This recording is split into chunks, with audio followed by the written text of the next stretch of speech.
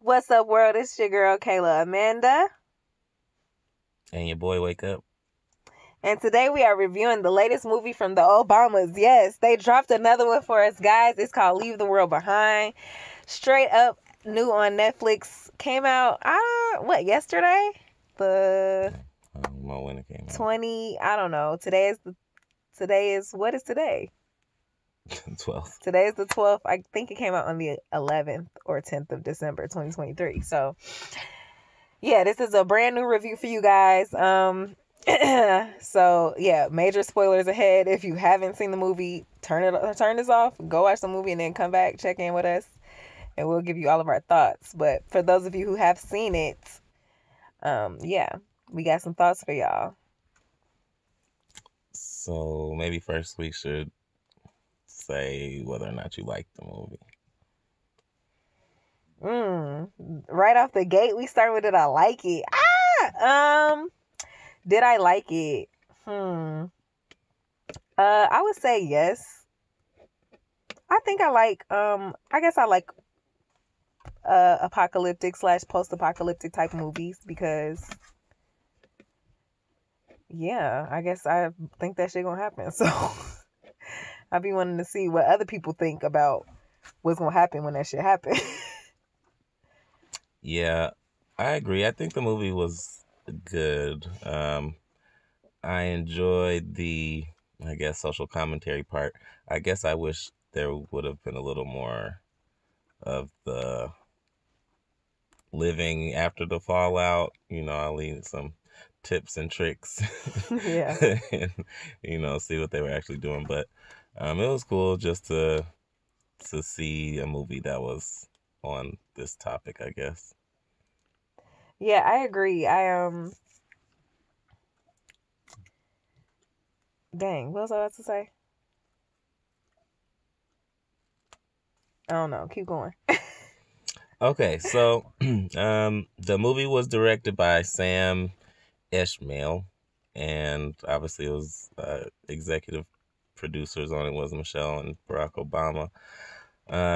Sam Esmail has also made some pretty interesting content shows and movies.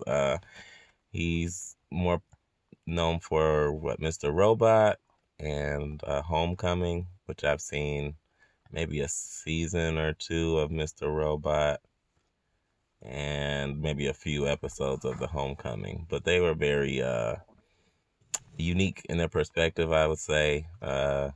I don't really like, recycled plots and just telling the same stories over and over. So it was definitely refreshing to see his other shows, even though I didn't get to finish them. Have you ever seen any of them? No, I never saw either of those, but I used to be on Tumblr a lot, and they would show like screen grabs and gifs and stuff from Mr. Robot, and I'd be like, "Oh, this nigga's spitting," but I never could watch it because I don't know, it was like really hard to find on streaming services and stuff or online or anywhere. I did try to watch it, and I still would like to watch it, but I feel like it's still hard to find. Yeah, yeah. I think for me, when I first just was listening to the music when the movie first came on, and I heard Joey Badass, it just gave me that Mr. Robot energy. Like this is Mm. gonna be a little, nuanced or just a little different. So I appreciated that, and he's still working with him. So Joey Badass seems pretty woke in his songs. So it was interesting. I guess I forget that Obama's supposed to be woke, but because I guess when you are this deep in the trenches, yeah, he don't seem that woke. But yeah, I guess to mainstream or just in general, maybe he's a little counterculture on some points, or I guess that was another thing. I was surprised that they would attach themselves to a movie that was so, I won't say it was controversial, but just dealing with the topics of, uh, what, foreign invasions and, grid attacks and all that stuff. So it was interesting just I think because obviously you think they have some sort of knowledge or, a certain amount of information to make the movie realistic or plausible. And so I feel like to know that they're involved with it and then for them to still be, you know, dealing with it it was interesting. It was cool, I guess. Yeah, like hearing them talk about the evil cabal and stuff that runs the world. And you're Yeah. like, wait, don't y'all know them? Like, Right. is this safe Right. for y'all to be putting in this movie? Julia Roberts, watch out. Yeah. Yeah. So yeah, so that was pretty cool.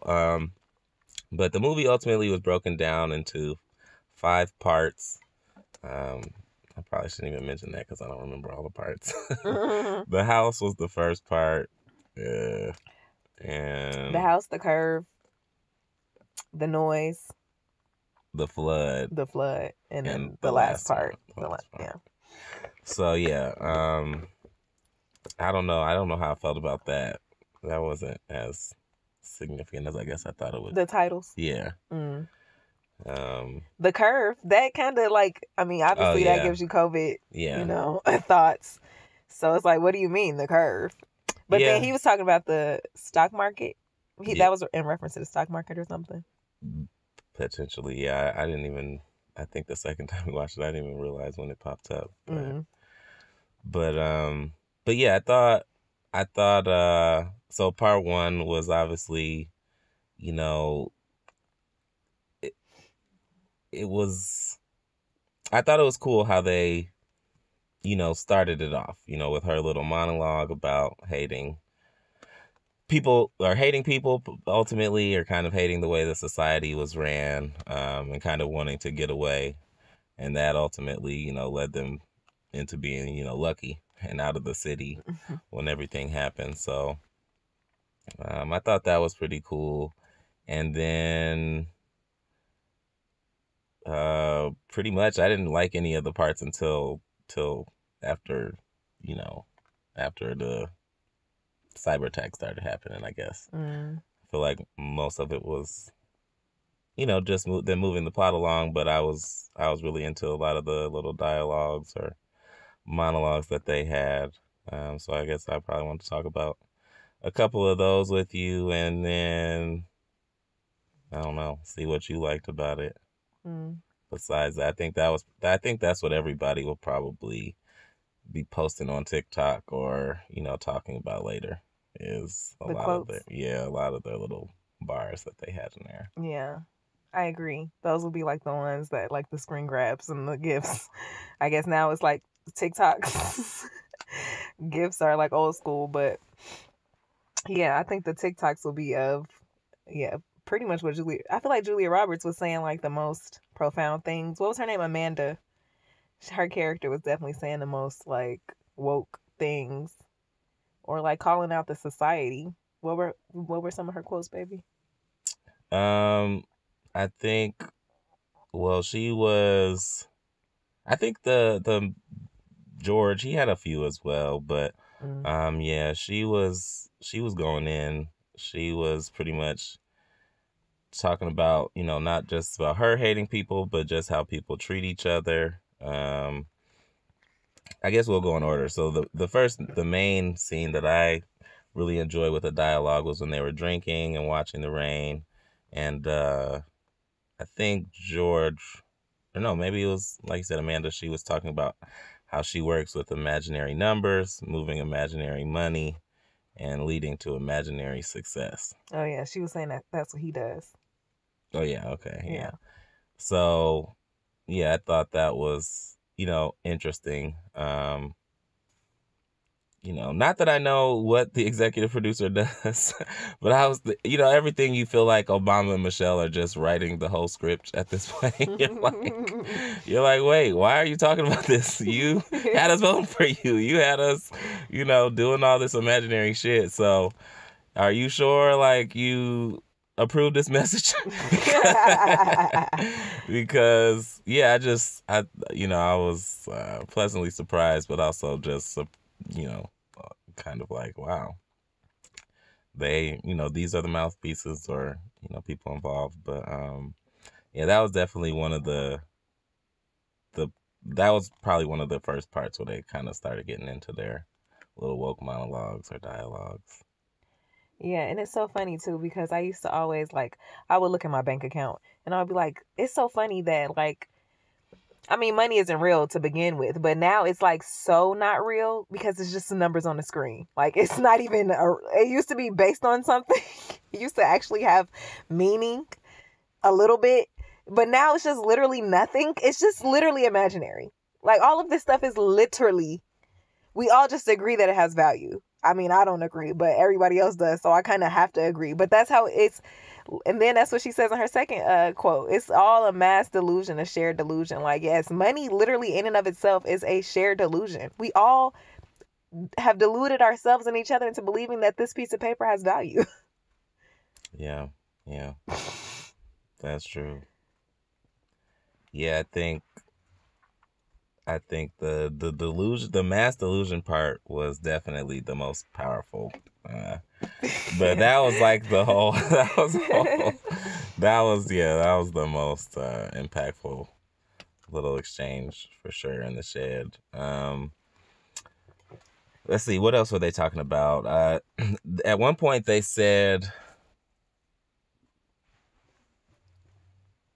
we need to. He said we need to face it. There's no going back to normal. Um, and I felt like that was kind of in another That's what allusion. who said? I think I don't GH. know. I think GH said that. Or I don't know. I can't remember who. That's I think Mahershala Ali's character. I don't know how to say his name, so don't talk about me, y'all. But yeah, his character said that.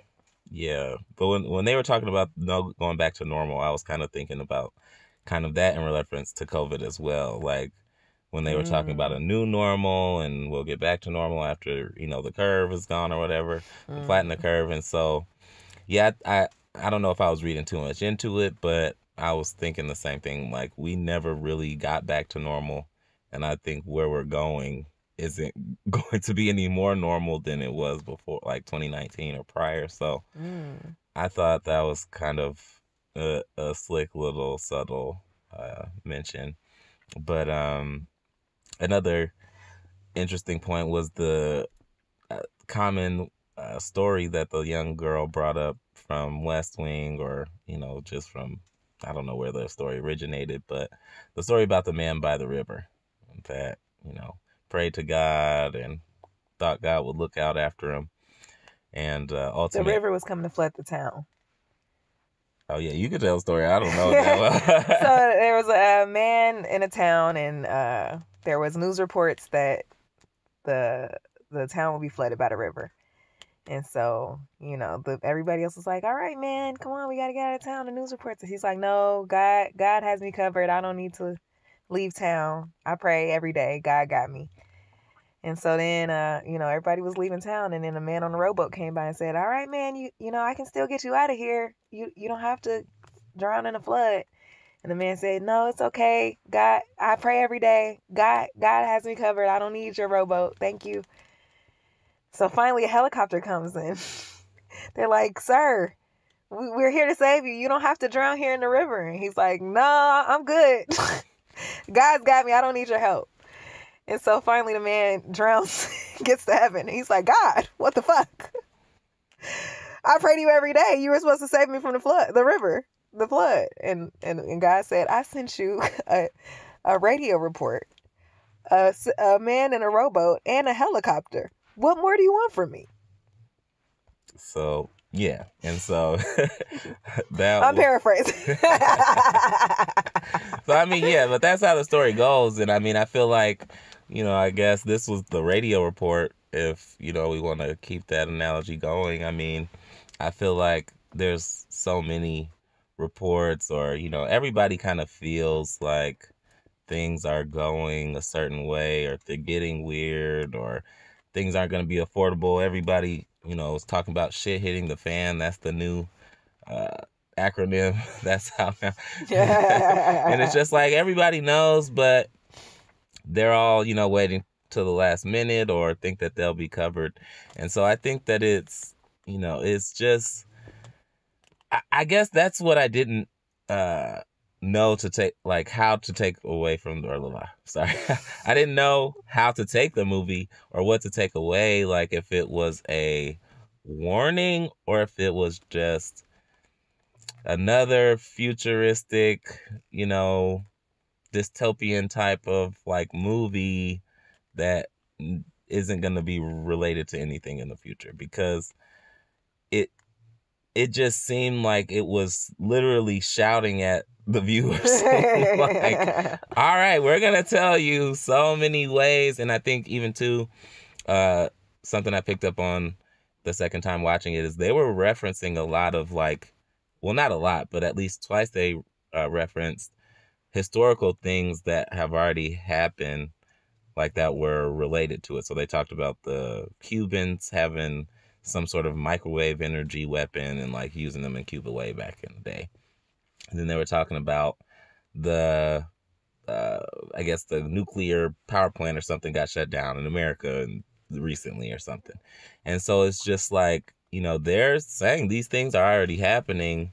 It's just a matter of time until it, reaches a certain point to where it's that bad. But, we will just pay no mind to their, their warnings ultimately. And it's just like, I don't know. That was very interesting to me as well. Yeah, it was like it did seem the social commentary part was like super interesting to me, because it was like, are y'all roasting us? But not us, because we not a part of that. But y'all, people in society, because I guess for those of y'all that don't know, which is probably all of y'all listening, we actually live off the grid. So if this did happen in real life, we would continue on in our everyday lives. Yeah, we probably wouldn't. We would just be like, our phone isn't working, but we probably would just think our signal was down or something like that. Right, our one bar that we normally get, right, it's not working today. Right. Oh well. I think it would take. I mean, I guess we would have to like go to the Wi-Fi spot and be like, oh wow, okay, wait, what's going on in town? Or, like, it would take like a concerted effort on our part to like know that anything was afoot.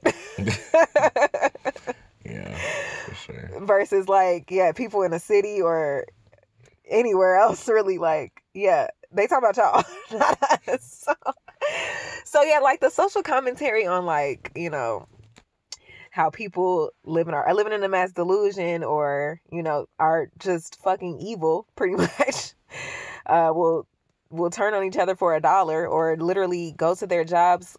This was one of the things Amanda's character, Julia Roberts' character, was saying. She was like, yeah, I go to my job every day and I lie to people and sell them shit that I know that they don't need. And it's like, I thought that was interesting because, I don't know how people feel about their jobs. And that's always something that's curious to me because, I think working a job is like a part of a bigger problem.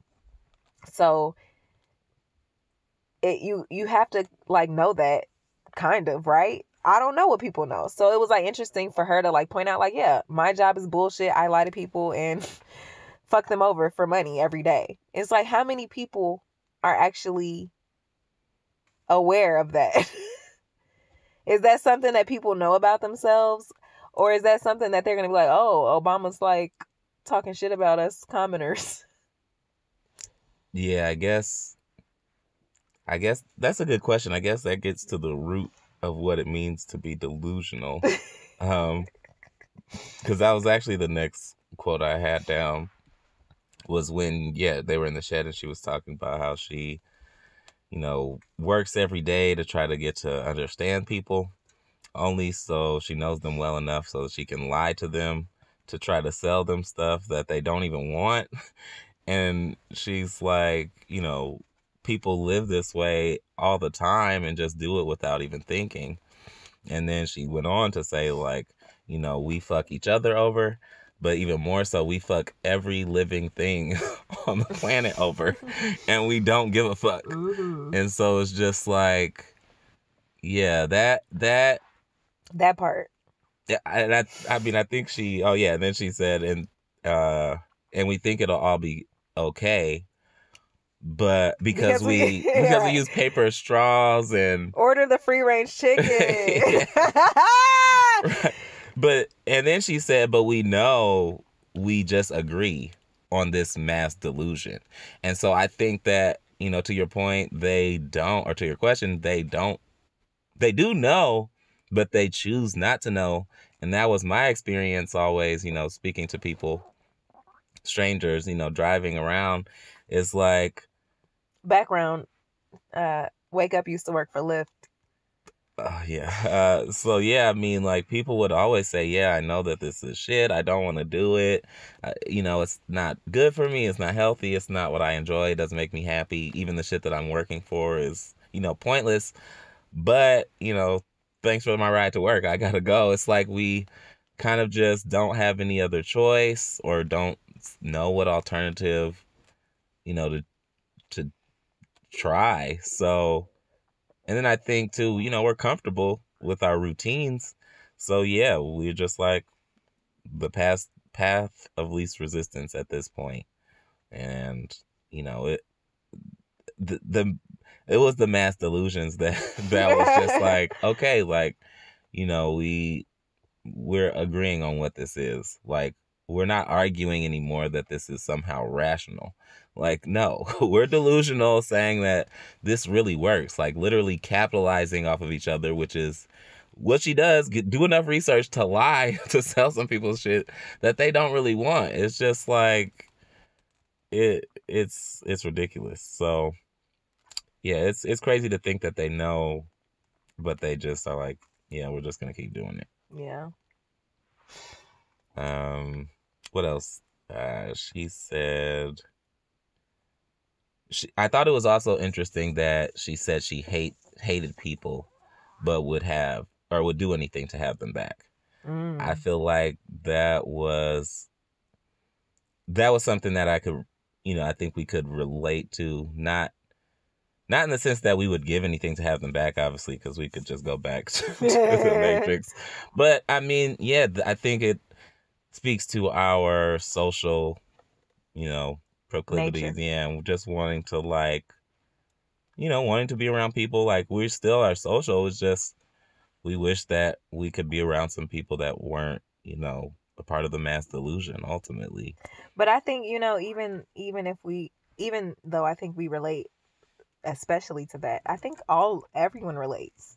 I think we all are missing people because of the way things are now with technology and screens, and everyone's so disconnected from the person literally right next to them, their neighbor.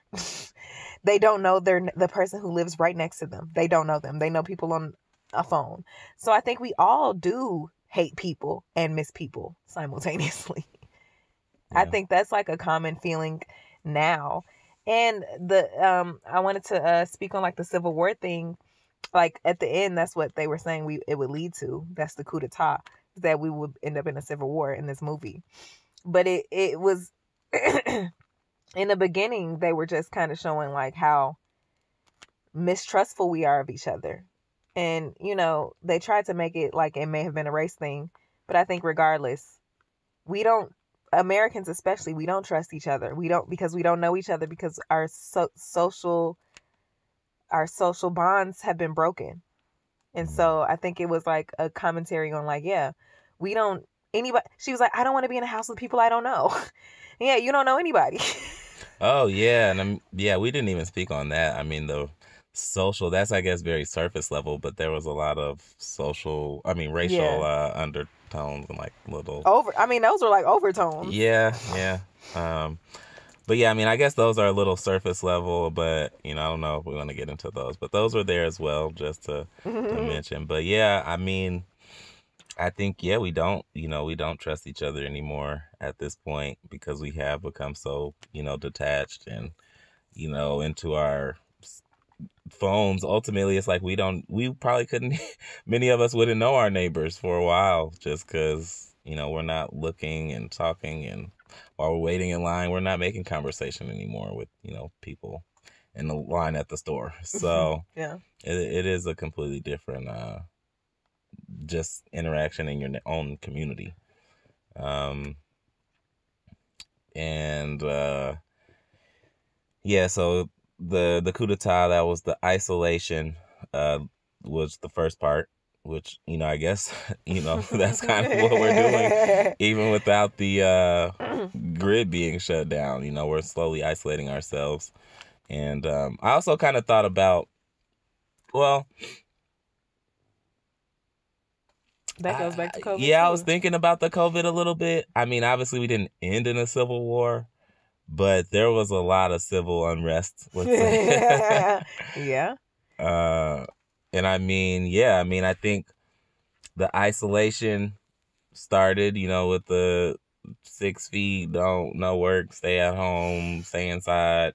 And then the mass chaos came with all Protests. that, and just the misinformation, or the inaccurate information, like the constant updates, wear a mask, no mask, I mean, two he weeks said that what 30 too. days Mahershala's character said misinformation was part of the second step. mm, He said mass chaos / misinformation, mm. which was they were sending out like little flyers from Oh different yeah. countries Okay. to try to mislead the people on like who was the enemy. Yeah. So I mean, was it a COVID? I mean, that's what they were saying. I don't know that they wanted us to go into civil war at this during COVID, but I do think that, yeah, the COVID, a lot of the reasons they were saying, a lot of the mixed messages, and you could go out, no, you got to stay in, Right. no, like, yeah, I think that was part of it was part of the torture tactic of like Mm. the no touch torture. Yeah, shout out to Amazing Polly if you haven't heard about that. But yeah, the no touch torture, I think, yeah, the mass chaos was definitely aided in that aspect of it. Interesting.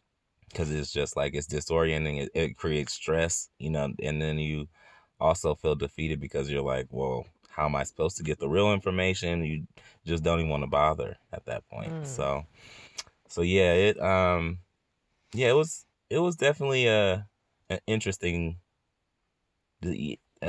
movie for sure. Like I said, especially for people that are involved in politics to have any voice. Obviously, they weren't the writers of the script, but you know, they. I'm assuming they still had some sort of influence over aspects of the movie. So it was definitely nice to see. And the one of the major last uh things that I took note on was, just who survived, and why now.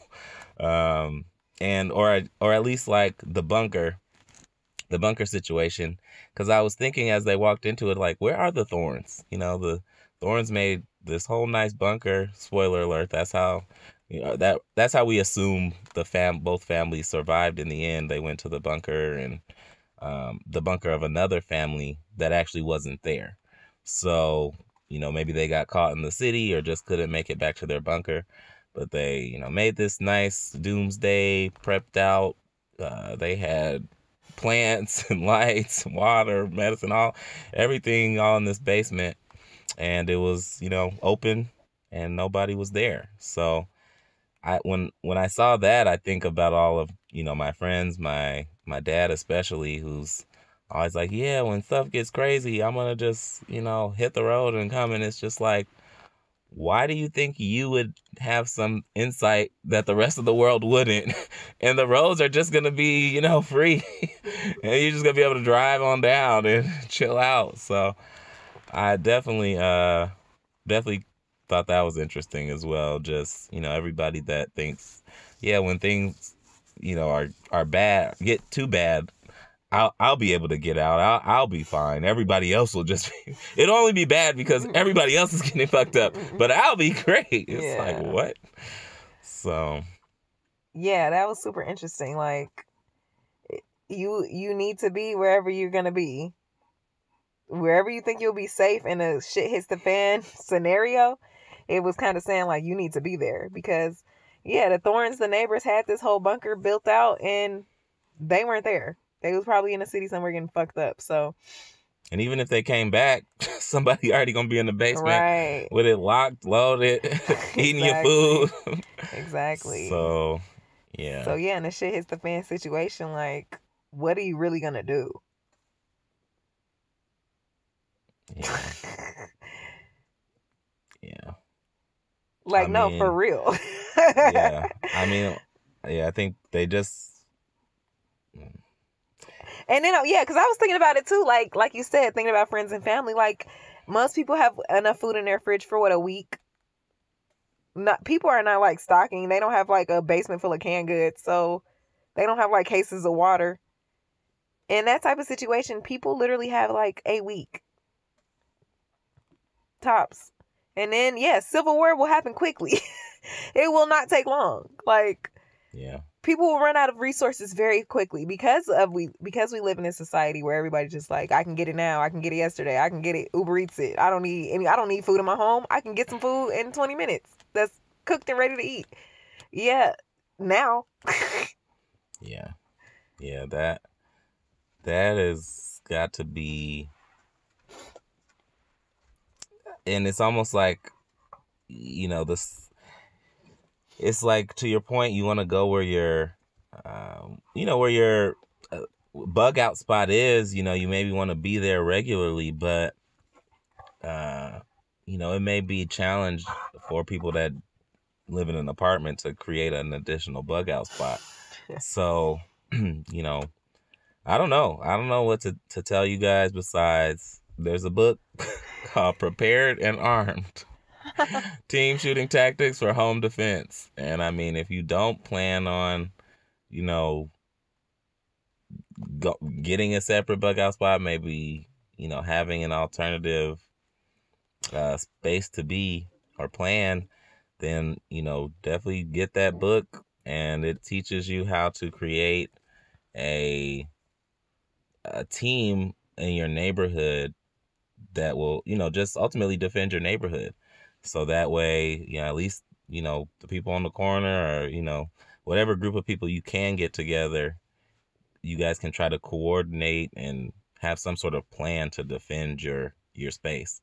And a lot of times, especially when it comes to looters and stuff like that, a show of force is enough of a deterrent to stop people from trying to mess with you. So, if you're not able to escape and just live out in the country or build $1 million doomsday bunker, at least try to just get information, talk to your neighbors, and be like, comfortable with them. Talk to your neighbors. I think maybe that was the big message. Yeah, yeah. I mean, even in the book, it tells you, if you really want to prep, experience things with your neighbors as well. You may need to be in uncomfortable situations with your neighbors, so that way, if you're ever in an uncomfortable situation again, you guys know how to, interact with each other and just get through it. Because yeah, I mean, shit, you might talk to them one time and that might even not even be enough. So yeah, definitely if you're interested or concerned, if you're heeding to any sort of warning from the Obamas or any other of these, I feel like they might have some insight. So, I mean, right. He did tell us about COVID. He did say there was going to be a pandemic in the next presidency, and there was a pandemic in the next presidency. So, maybe this is another warning, maybe not. But somebody on Twitter said the Obamas might be the new Simpsons, and we all know how the Simpsons be predicting stuff. So, yeah, maybe y'all should take heed. Yeah. But overall, I think it was a decent movie. I'll give it a B plus. This is our first movie review, so right. I don't know how our scale's gonna work, but for right now, it gets a B plus. I definitely I thought it was cool. I would definitely recommend it to a friend. Definitely recommend it to family, but I feel like at this point, anytime we try to warn people, they get disappointed. They don't want to hear nothing we gotta say. So yeah, I mean, I would recommend it to a friend, but I feel like Netflix will do that for me. they'll recommend it. I think it's number one in the country right now. So Hmm. hopefully people will see it. You guys will see it. Spread the word. And then our friends will just come to us and be like, oh my God, you guys are doing things right. We need to come and be with you because anything can happen at any moment. I mean, if you look at live to 100 or leave the world behind, Right. I mean, either way, I Yeah. mean, I don't know. I think wherever we fall on the spectrum, we're doing all right. So, Yeah. another show you guys should check out. This is not a Netflix sponsored video, but we are not in a Netflix slave contract. But that's another topic for another podcast. Right.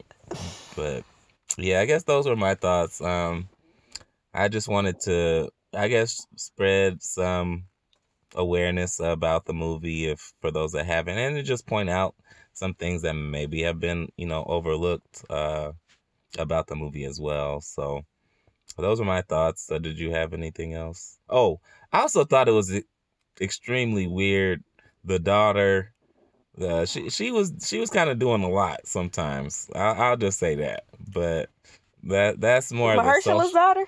Yeah. That's more of the social aspects, which, right. I mean, there was a lot, the racism, the undertones, and all that stuff. But the emasculated man. Yeah, get into that. That was, those things were, yeah, I guess, a little less interesting. Right. Seeing as how we skipped over them, but I guess that was I will comment, I guess, briefly on that, because I did think that, I don't think that Obama doesn't wear the pants in his relationship, but I think a lot of people think of Michelle as a wife with, the capability to wear the pants. At least, even when they talked about them dating and her being a little older, I think, than him or something like that, then, it kind of, you could see kind of how their relationship outside of the White House maybe could be a little similar, at least have some similarities to the relationship of Amanda and, what was his name? Clayton. Clay. So yeah, I mean, he was, what did he do? He was not emasculated, but he, she was kind of leading certain things. It was her idea to have the trip. She seemed to be a little more into her work, and, even when they were on vacation, she was still doing work and stuff like that. It seemed like they were trying to make her appear to be the breadwinner.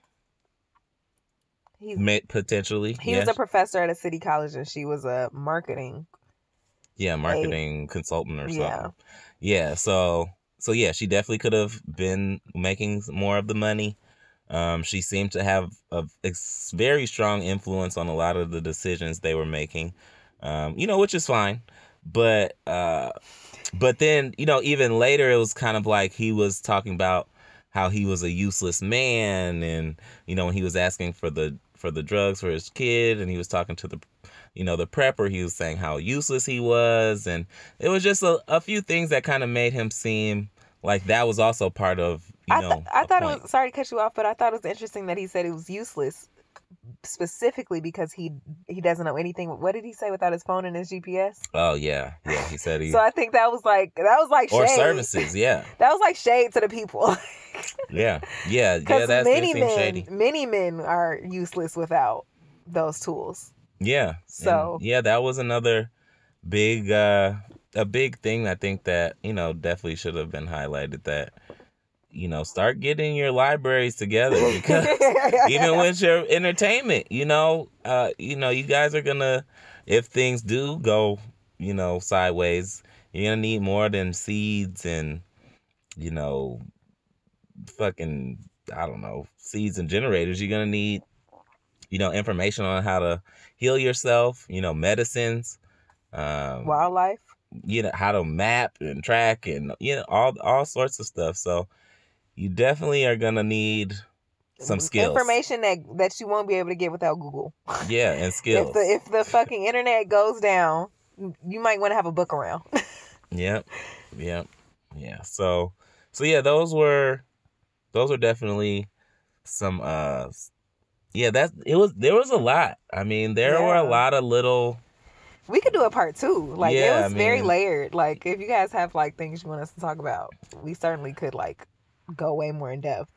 yeah, I mean, definitely comment on what things you guys liked. Yeah, there's way more. I think we're trying to continue the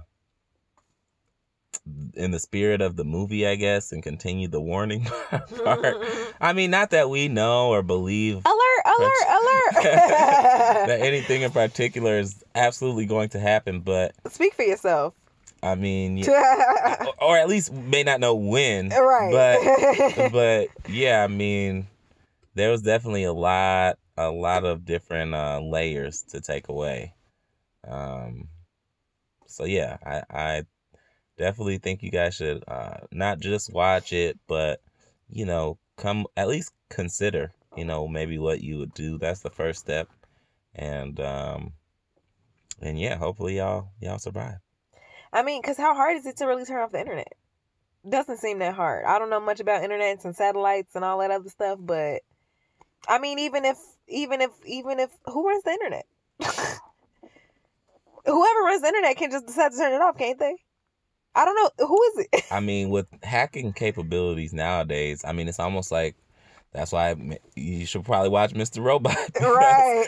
because I mean, I think ultimately it's all ran by computers, so.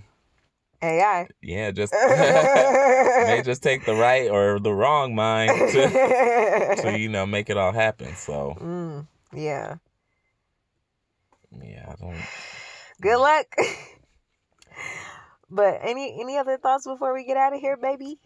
No, that's it.